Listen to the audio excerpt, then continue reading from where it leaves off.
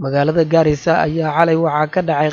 qaraxani ayaa waxa uu ka dhacay meel u dhow isbitaalka guud ee magaalada Gaarisa waxaana ku dhintay hal qof oo la aaminsan yahay inuu yahay qofkii rakibayay bambaanadani ayaa la rumaysan yahay in qofkii goobta ku aasayay ee rakibayay uu ahaa qofka ku geeriyooday qaraxani oo dhacay xalay ayaa ahaa mid ballaaran kaasi oo dhawaqiisa laga maqlayay guud ahaan xaafadaha magaalada Gaarisa quburada bambaanooyinka ayaa iminka ku hoolan baaritaan qaraxaasi iyo waxa uu ahaa booliiska ayaa sidoo kale faraha ka qaaday meedka ninka qaraxa ku dhintay si loo baaro loona ogaado ninkani ammaanka magaalada Gaarisa ayaa bilooyinkii u dambeeyay ahaa mid sii xumaanayay iyadoo ay ka dhaceen dhacdooyin liddi ku ah ammaanka